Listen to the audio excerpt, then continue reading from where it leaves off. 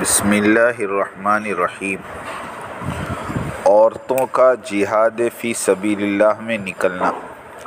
حضرت عائشہ رضی اللہ عنہا فرماتی ہے کہ جب حضور صلی اللہ علیہ وسلم سفر میں جانے کا ارادہ فرماتے تو اپنی ازواج مطہرات کے پاس قرعہ اندازی فرماتے، جس کا نام قرعہ اندازی میں نکل آتا، حضور اپنے ساتھ لے جاتے۔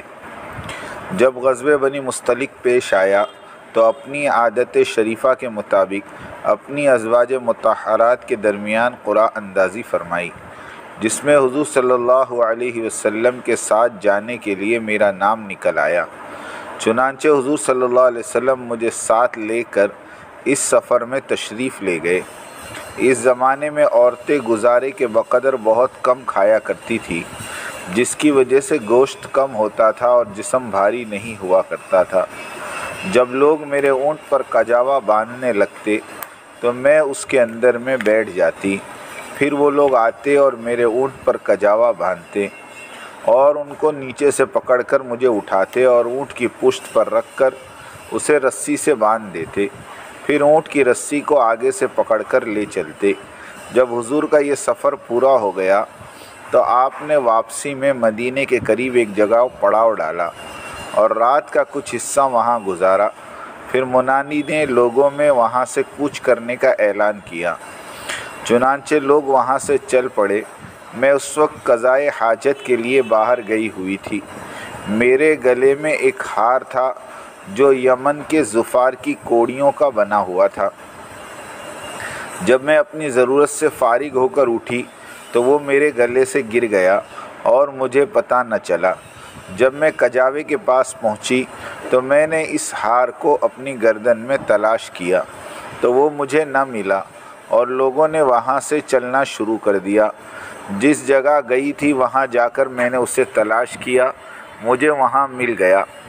جو لوگ میرے اونٹ کا کجاوا باندھا کرتے تھے، کجاوا باندھ چکے تھے، وہ میرے بعد آئے اور یہ سمجھے کہ میں اپنی عادت کے مطابق ہوج میں ہوں، اس لیے انہوں نے ہوج اٹھا کر اونٹ پر باندھ دیا۔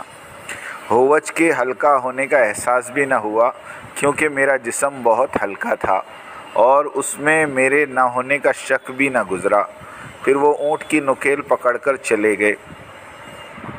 میں جب لشکر کی جگہ واپس آئی تو وہاں کوئی نہیں تھا، سب لوگ جا چکے تھے۔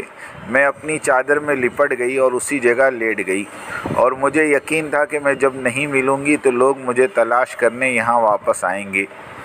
اللہ کی قسم میں وہاں لیٹی ہوئی تھی کہ حضرت صفوان بن معطل سلمی میرے پاس سے گزرے۔ وہ اپنی کسی ضرورت سے لشکر سے پیچھے رہ گئے تھے، اس لیے انہوں نے یہ رات لوگوں کے ساتھ نہ گزاری۔ انہوں نے جب میرا وجود دیکھا تو آ کر میرے پاس کھڑے ہو گئے، اور پردے کا حکم نازل ہونے سے پہلے انہوں نے مجھے دیکھا تھا، اس لیے انہوں نے جب مجھے دیکھا تو پہچان لیا اور کہا، انا للہ و انا الیہ راجعون۔ یہ تو رسول اللہ صلی اللہ علیہ وسلم کی زوج محترمہ ہیں، حالانکہ میں کپڑوں میں لپٹی ہوئی تھی۔ حضرت صفوان نے کہا، اللہ آپ پر رحم فرمائے، آپ کیسے پیچھے رہ گئی؟ فرماتی ہیں کہ میں نے ان کو کوئی جواب نہ دیا۔ پھر انہوں نے اونٹ میرے قریب لا کر کہا کہ اس پر سوار ہو جاؤ، اور خود میرے سے دور چلے گئے۔ چنانچہ میں سوار ہو گئی اور انہوں نے اونٹ کی نکیل پکڑ کر لوگوں کی تلاش میں تیز تیز چلنا شروع کر دیا۔ صبح تک ہم لوگوں تک نہ پہنچ سکے اور نہ ہی لوگوں کو میرے نہ ہونے کا پتہ چل سکا۔ ان لوگوں نے ایک جگہ پڑاؤ ڈالا۔ جب وہ لوگ وہاں ٹھہر گئے تو اتنے میں حضرت صفوان مجھے اونٹ پر بٹھائے اونٹ کی نکیل پکڑے ہوئے وہاں پہنچ گئے۔ اس پر افک والوں نے، یعنی تہمت باندھنے والوں نے جو بات بنانی تھی وہ بنا کر کہنی شروع کر دی، اور سارے لشکر میں بے چینی کی لہر دوڑ گئی۔ اللہ کی قسم مجھے کسی بات کی خبر نہیں تھی۔ پھر ہم مدینہ آ گئے، اور وہاں پہنچتے ہی میں بہت زیادہ بیمار ہو گئی، اور لوگوں میں جو باتیں ہو رہی تھی ان میں سے کوئی بات بھی مجھ تک نہ پہنچ سکی۔ البتہ حضور صلی اللہ علیہ وسلم کو اور میرے والدین کو ساری بات پہنچ چکی تھی، لیکن کسی نے مجھے سے کسی قسم کا تذکرہ نہ کیا۔ ہاں، اتنی بات ضروری تھی کہ میں نے حضور کی پہلی والی عنایت نہ دیکھی۔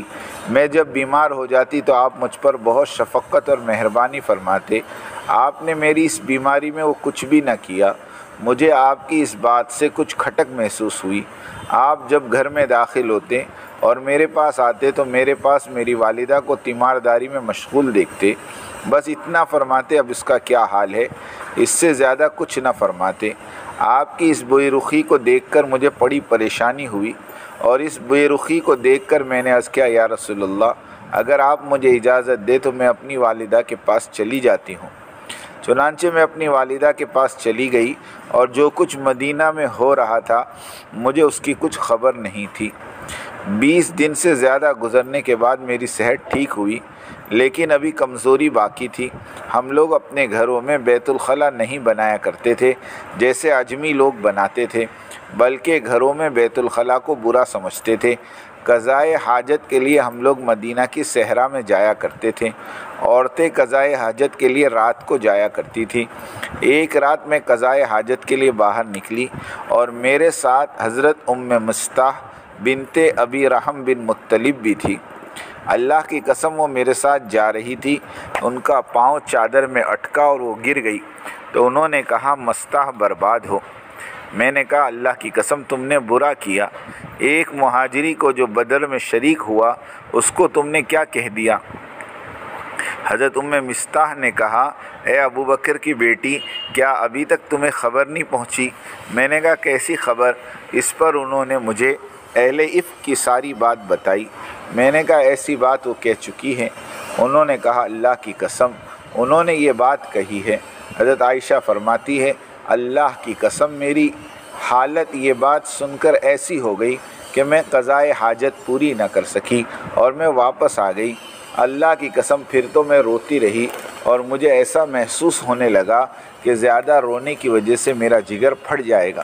میں نے اپنی والدہ سے کہا کہ اللہ آپ کی مغفرت فرمائے، لوگوں نے تو اتنی باتیں بنا لی اور آپ نے مجھے کچھ نہ بتایا۔ انہوں نے کہا، اے میری بیٹی، تم زیادہ پریشان نہ ہو۔ اللہ کی قسم جب کسی آدمی کی کوئی خوبصورت بیوی ہو اور وہ اس سے محبت بھی کرتا ہو، اور اس عورت کی اور سوکن عورتیں بھی ہوں، تو یہ سوکن عورتیں اور دوسرے لوگ اس کے عیب کے بارے میں زیادہ باتیں ضرور کریں گے۔ حضور صلی اللہ علیہ وسلم نے کھڑے ہو کر لوگوں میں بیان فرمایا، اور مجھے اس بات کا کوئی علم نہ تھا۔ آپ نے اللہ کی حمد و ثنا کے بعد فرمایا، اے لوگو، ان لوگوں کو کیا ہو گیا کہ مجھے میرے گھر والوں کے بارے میں تکلیف پہنچاتے ہیں اور ان پر ناحق الزام لگاتے ہیں۔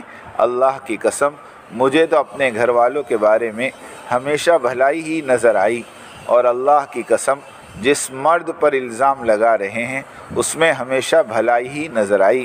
جب بھی وہ میرے کسی گھر میں داخل ہوا ہے وہ میرے ساتھ ہی داخل ہوا ہے۔ اس بہتان کے اٹھانے اور بڑھانے میں سب سے زیادہ حصہ عبداللہ ابن ابی سلول ابن سلول منافق نے لیا تھا، اور قبیلے خزرج کے کئی آدمیوں اور حضرت مستح اور حضرت حمنہ بنت جہش نے بھی اس کا ساتھ دیا تھا۔ حضرت حمنہ کی دلچسپی لینے کی وجہ یہ تھی کہ ان کی بہن حضرت زینب بنت جہش حضور کی زوج محترمہ تھی، اور حضور صلی اللہ علیہ وسلم کی تمام ازواج مطہرات میں سے حضرت زینب ہی حضور کے یہاں قدر و منزلت میں میری برابری کرتی تھی۔ اللہ تعالیٰ نے ان کو تو ان کی دینداری کی برکت سے محفوظ رکھا، اس لیے انہوں نے میرے بارے میں بھلائی کی بات ہی کہی، لیکن حمنہ نے اپنی بہن کی وجہ سے میری ضد میں آ کر اس بات کو بہت اچھالا اور پھیلایا، اس لیے وہ گناہ لے کر بدبخت بنی۔ جب حضور نے یہ بات فرمائی تو حضرت اسید بن حضیر رضی اللہ تعالیٰ عنہ نے کہا، یا رسول اللہ، اگر وہ الزام لگانے والے ہمارے قبیلے اوس میں سے ہیں تو آپ کو کچھ کرنے کی ضرورت نہیں، ہم ان سے نمٹ لیں گے، اور اگر وہ ہمارے خزرجی بھائی ہیں تو آپ ان کے بارے میں جو ارشاد فرمائیں ہم ویسا ہی کریں گے۔ اللہ کی قسم ان کی تو گردن اڑا دینی چاہیے۔ اس پر حضرت سعد بن عبادہ کھڑے ہو گئے، اور انہیں اس سے پہلے نیک اور بھلا آدمی سمجھا جاتا تھا۔ انہوں نے کہا، اللہ کی قسم تم نے غلط کہا، ان لوگوں کی گردن نہیں اڑائی جا سکتی۔ اللہ کی قسم تم یہ بات صرف اس وجہ سے کہی ہے کہ تمہیں پتہ ہے کہ وہ لوگ خزرج میں سے ہیں، اگر وہ تمہاری قوم میں سے ہوتے تو تم یہ بات ہرگز نہ کہتے۔ اسید بن حضیر نے کہا اللہ کی قسم تم غلط کہہ رہے ہو، تم خود منافق ہو اور منافقوں کی طرف سے لڑ رہے ہو۔ اس پر لوگ ایک دوسرے کے مقابلے میں کھڑے ہو گئے۔ اوس اور خزرج کے دونوں قبیلوں میں لڑائی ہونے ہی والی تھی، لیکن لوگوں نے بیچ بچاؤ کرا دیا۔ حضور صلی اللہ علیہ وسلم ممبر سے اتر کر میرے پاس تشریف لائے، وہی آ نہیں رہی تھی، اس لیے آپ نے حضرت علی اور حضرت اسامہ رضی اللہ عنہما کو بلا کر ان سے اپنے گھر والوں کو یعنی حضرت عائشہ رضی اللہ عنہ کو چھوڑنے کے بارے میں مشورہ لیا۔ حضرت اسامہ نے تو حضور صلی اللہ علیہ وسلم کے گھر والوں کے بارے میں تعریف ہی کی اور خیر کی بات ہی کہی، پھر کہا یا رسول اللہ آپ اپنے گھر والوں کو رکھیں، کیونکہ ہم نے ان سے ہمیشہ خیر اور بھلائی ہی دیکھا ہے، اور یہ بہتان سب جھوٹ اور غلط ہے۔ حضرت علی نے کہا یا رسول اللہ عورتیں بہت ہیں، آپ ان کی جگہ کسی اور کو لانے پر قادر ہیں، اور آپ باندی سے پوچھ لیں، وہ آپ کو ساری سچی بات بتا دے گی۔ چنانچہ حضور صلی اللہ علیہ وسلم نے حضرت بریرہ رضی اللہ عنہ کو پوچھنے کے لیے بلایا۔ حضرت علی رضی اللہ عنہ کھڑے ہو کر حضرت بریرہ کی خوب پٹائی کی اور کہا رسول اللہ صلی اللہ علیہ وسلم سے سچی بات کہنا۔ تو حضرت بریرہ نے کہا اللہ کی قسم مجھے حضرت عائشہ کے بارے میں نیکی اور بھلائی کے علاوہ اور کچھ معلوم نہیں، اور مجھے ان میں اور کوئی عیب نظر نہیں آتا، صرف یہ عیب نظر آتا ہے کہ میں انہیں آٹا گوندھ کر دیتی ہوں اور ان سے کہتی ہوں کہ اس آٹے کو سنبھال کر رکھنا، یہ بے خیالی میں سو جاتی ہے اور بکری آ کر آٹے کو کھا جاتی ہے۔ اس کے بعد ایک مرتبہ پھر حضور صلی میرے پاس تشریف لائے، میرے والدین بھی میرے پاس بیٹھے ہوئے تھے اور ایک انصاری عورت بھی بیٹھی ہوئی تھی، میں بھی رو رہی تھی اور وہ عورت بھی رو رہی تھی۔ حضور صلی اللہ علیہ وسلم بیٹھ گئے اور اللہ کی حمد و ثنا کے بعد فرمایا اے عائشہ لوگ جو کہہ رہے ہیں وہ بات تم تک پہنچ چکی ہے، اس لیے تم اللہ سے ڈرو، اور لوگ جو کہہ رہے ہیں اگر واقعی تم سے کوئی برا کام ہو گیا ہے تو تم اللہ سے توبہ کر لو، کیونکہ اللہ اپنے بندوں کی توبہ کو قبول فرماتے ہیں۔ اللہ کی قسم آپ کے یہ فرماتے ہی میرے آنسو ایک دم رک گئے، اس کے بعد ایک قطرہ بھی نہ نکلا۔ میں نے کچھ دیر انتظار کیا کہ میرے والدین میری طرف سے حضور کو جواب دیں، لیکن وہ دونوں کچھ نہ بولیں۔ اللہ کی قسم میں اپنا درجہ اتنا بڑا نہیں سمجھتی تھی کہ میرے بارے میں اللہ تعالیٰ مستقل آیات نازل فرما دیں گے جن کی تلاوت کی جاتی رہے گی اور جن کو نماز میں پڑھا جاتا رہے گا، لیکن مجھے اس کی امید تھی کہ حضور کو ایسا خواب دیکھیں گے جس سے اللہ تعالیٰ مجھے اس الزام سے بری کر دیں گے، کیونکہ اللہ کو تو معلوم ہے کہ میں اس الزام سے بالکل پاک اور صاف اور بری ہوں۔ میرے بارے میں قرآن نازل ہو جائے میں اپنا درجہ اس سے کم سمجھتی تھی۔ جب میں نے دیکھا کہ میرے والدین جواب دینے کے لیے نہیں بول رہے تو میں نے ان سے کہا کہ آپ دونوں حضور کو جواب کیوں نہیں دیتے؟